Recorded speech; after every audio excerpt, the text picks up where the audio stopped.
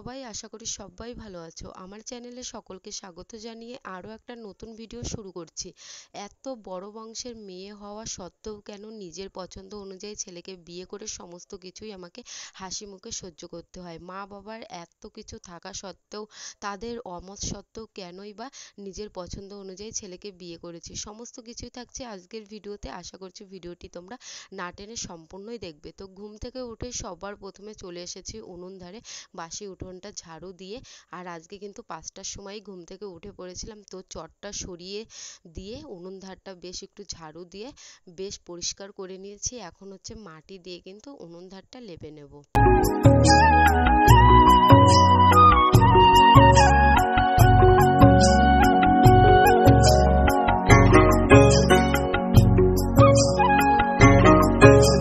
উনুনে রান্না করতে করতে গতকাল উনুনের মুখটা না সম্পূর্ণই ভেঙে গেছে আর কি। যেহেতু আমি কখনোই কিন্তু উনুন ঠিক করিনি বা উনুন কিন্তু কখনো নিজের ইচ্ছায় পাতিওনি, তাই কিন্তু এই বিষয়ে আমার কোনো নলেজই নেই। তাই যতটুকু পেরেছি সেরে নেওয়ার চেষ্টা করেছি আর কি। তো মোটামুটি কিন্তু আমার উনুন ধার লেপা কমপ্লিট হয়ে গেছে। আর এখন হচ্ছে কিছু জামা প্যান্ট ছিল বাড়তি, তো সেই সমস্ত কিছুই কিন্তু কেচে ধুয়ে মেলে দেবো। অনেক কিছুই কিন্তু ছিল, তো এক এক করে সার্ফের জল দিয়ে কিন্তু ভিজিয়ে রেখে দেবো বেশ কিছুক্ষণ, তারপরে আস্তে ধীরে কেচে ধুয়ে কিন্তু মেলে দেবো। বিয়ের পরেও না আমার কখনো কিন্তু 5টার মধ্যে ঘুম ভাঙেনি। এখন যেহেতু মা রেগুলারই কাজে যায়, তো মা যেহেতু 5টারও আগে ঘুম থেকে ওঠে, আমার না 5টার মধ্যেই এখন ঘুম ভেঙে যায়। আর এখন যেহেতু প্রচণ্ড গরম, একবার ঘুম ভাঙলে ঘরে কিন্তু থাকতে ইচ্ছা করে না। তো মায়ের সাথে সাথে কিন্তু আমিও 5টার মধ্যে ঘুম থেকে উঠে সমস্ত আশিবাসী কাজকর্মগুলো কিন্তু সেরে নিই। তো মা এই যে সমস্ত শাড়ি পরে হচ্ছে রেগুলারই কাজে যাতায়াত করে, তো দুটো তিনটে শাড়ি ছিল, তো সেই সমস্ত শাড়িগুলো আমি ভিজিয়ে দিয়েছি। আর আমাদেরও কিছু জামা প্যান্ট ছিল, তো সেইগুলো ভিজিয়ে রেখে দিয়েছি।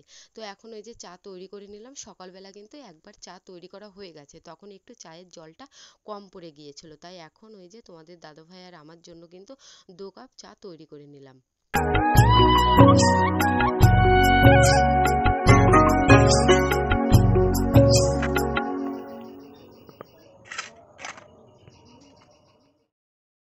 চাটা খাওয়া শেষ করে আবারও কিন্তু কাজে লেগে পড়লাম। আর বেশ কিছু বোতল ছিল একটু নোংরা হয়ে গিয়েছিল, তো ভ্যানিশ পাউডারের সাহায্যে কিন্তু বোতলগুলো পরিষ্কার করে নেব। আর ব্রাশও রয়েছে বোতল পরিষ্কার করা, তো এতে কিন্তু আরও বেশ ভালো করে কিন্তু পরিষ্কার হয়ে যাবে আর কি। তো বোতলগুলো পরিষ্কার করে কিছুক্ষণ কিন্তু রেখে দেবো। দুপুরে যে টাইমে চান করব সেই টাইমে বেশ কিন্তু আর একবার করে পরিষ্কার করে নিলে দেখা যাবে কিন্তু বোতলগুলো বেশ ভালো কিন্তু পরিষ্কার হয়ে গেছে। তো এখানে আমি 5টা বোতল নিয়েছিলাম, তো প্রত্যেকটা বোতলেই একটু করে জল নিয়ে তার মধ্যে কিন্তু ভ্যানিশ পাউডার দিয়ে একবার করে কিন্তু ঝাঁকিয়ে নিয়ে এই যে ব্রাশের সাহায্যে কিন্তু প্রত্যেকটা বোতল কিন্তু বেশ ভালো করে কিন্তু আমি ক্লিন করে নিয়েছিলাম।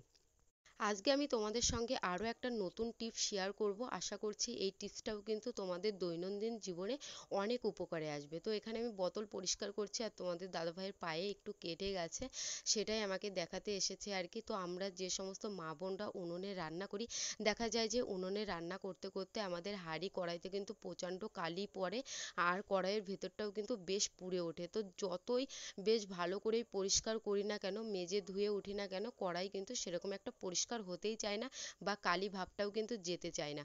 আমি যেভাবে পরিষ্কার করব এইভাবে পরিষ্কার করলে কিন্তু কোনো স্কচব্রাইটের প্রয়োজন হয় না।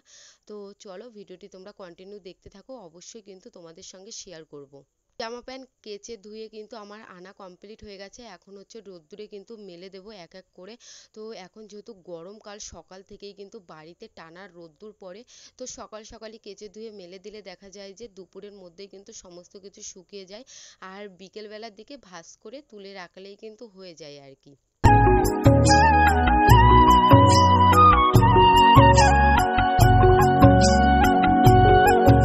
তো চলো এবার তোমাদেরকে বলি, এত বড় বংশের মেয়ে হওয়া সত্ত্বেও কেন নিজের পছন্দ অনুযায়ী ছেলেকে বিয়ে করেছি।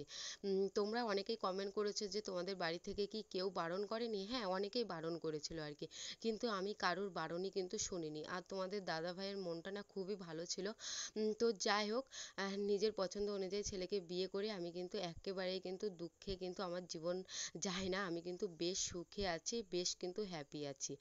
তো যাই হোক, মা বাবার আছে তাই কি হয়েছে, ভগবানের আশীর্বাদ থাকলে আর বড়দের আশীর্বাদ যদি থাকে আমার মাথার উপর, আর তোমরা যদি আমাকে সাপোর্ট করো, তাহলে একদিন না একদিন ঠিকই কিন্তু আমি বেশ ভালো জায়গাতেও কিন্তু পৌঁছাতে পারবো। তো এখন হচ্ছে দুপুরবেলা জামা প্যান্ট মেলে দিয়ে রান্না করতে বসবো। তো আজকে একটু মাংস এনেছিলাম, তো সমস্ত মশলা আমি বেটে নিয়েছিলাম। আর এত গরম পড়েছে, তো এত গরমে আমি ভেবেছি যে আজকে মাংসটা কিন্তু একটু টক টক করেই রান্না করব।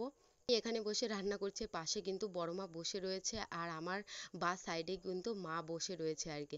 তো এই যে সমস্ত মশলা দিয়ে তারপরে লাস্টে কিন্তু টক দই দিয়ে মাংসটা কিন্তু বেশ ভালো করে মাখিয়ে রেখে দেবো আধা ঘন্টা মতো, তারপরে কিন্তু উনুনে রান্নাটা করে নেব। এখন যেহেতু গরমকাল, তাই গরমে কিন্তু বেশি মশলাযুক্ত খাবার না খাওয়াই আর কি ভালো। তাই ভাবলাম যে মাংসটাও আজকে আমি টকটক ভাবে রান্না করব, যেহেতু প্রচণ্ড গরম পড়েছে আর কি। তো একটু টকটক খাবার খেলে কি হয় যে একটু হজম শক্তিও ভালো হয়, আর গরমটাও কিন্তু উঠে যায়। তো এই যে সমস্ত মশলা দিয়ে বেশ ভালো করে কিন্তু আমি মাংসটা মাখিয়ে নিয়েছি। মাংসের যে সমস্ত মশলাপাতি থাকে, তো সমস্ত কিছুই না আমি একেবারে দিয়ে লাস্ট পর্যায়ে একটু তেল দিয়ে কিন্তু মাখিয়ে এই যে থালাটা দিয়ে কিন্তু আধা ঘন্টা মতো কিন্তু ঢেকে রেখে দেবো।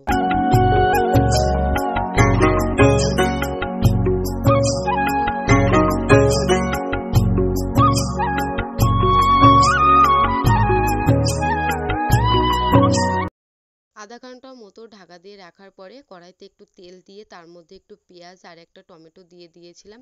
তো বেশ ভালো করে পেঁয়াজ আর টমেটোটা ভাজা ভাজা করে নিয়ে যে মাংসটা আমি মাখিয়ে নিয়েছিলাম, তো মাংসটা কিন্তু আমি এই যে দিয়ে দিয়ে বেশ ভালো করে কিন্তু কষিয়ে নেব।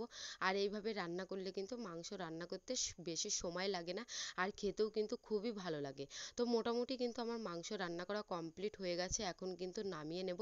তোমাদের ফাইনাল লুকটাও কিন্তু দেখাবো। দই দেওয়ার পরে কিন্তু মাংসের কালারটাই কিন্তু জাস্ট পাল্টে গেছে, আর খেতেও কিন্তু খুবই ভালো হয়েছিল। প্রত্যেকেই কিন্তু খেয়ে খুবই ভালো বলেছিল, মা, তোমাদের দাদা ভাই। তো যাই হোক, এই যে মাংস রান্না কমপ্লিট হয়ে গেছে। তো এই দেখো কড়াই রান্না করতে যাই, প্রত্যেক দিনই কিন্তু কড়াই একেবারেই কিন্তু পুড়ে ওঠে। তো আমি কিন্তু সেরকম একটা স্কচব্রাইট ব্যবহার করি না, ওষুধের খাপ দিয়েই কিন্তু কড়াই বেশ ভালোভাবে কিন্তু নতুন ঝকঝকে চকচকে করে কিন্তু পরিষ্কার করে নিই। আমি এই টিপসটা কিন্তু শিখেছি আমার শাশুড়ি মায়ের কাছ থেকে, কারণ আমিও না আগে হাঁড়ি কড়াই মাজতাম, বেশ হাতে কিন্তু প্রেসার দিয়েই কিন্তু হাঁড়ি কড়াই মাজতাম, কিন্তু কিছুতেই কিন্তু মায়ের মতো অতটা বেশ ভালো করে কিন্তু পরিষ্কার করতে পারতাম না। তো আমার শাশুড়ি মা একদিন বললো যে এইভাবে পরিষ্কার করবি, দেখবি যে হাঁড়ি কড়াই একেবারে কিন্তু নতুনের মতো ঝকঝকে চকচকে হচ্ছে আর কি। তো মায়ের টিপস অনুসরণ করেই কিন্তু তারপর থেকেই কিন্তু আমি স্কচব্রাইট না, ওষুধের খাপ দিয়েই কিন্তু রেগুলার কিন্তু হাঁড়ি কড়াই মাজার কিন্তু চেষ্টা করি, যেহেতু আমাদের কিন্তু রান্না বান্না উনুনেই করতে হয়।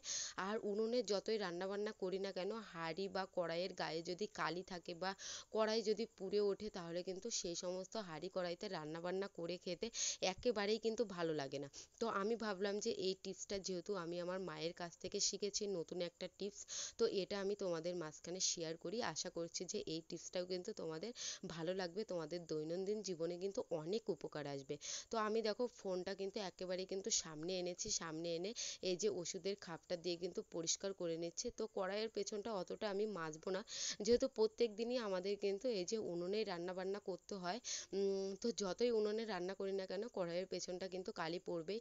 আর সবসময় কিন্তু মাটি দিয়ে কিন্তু রান্না বসানো যায় না, মানে মাটি দিয়ে ওই যে কড়াইয়ের পেছনটা বেশ ভালো করে লেপে তারপরে উনুনে যে রান্না করতে বসাই আর কি।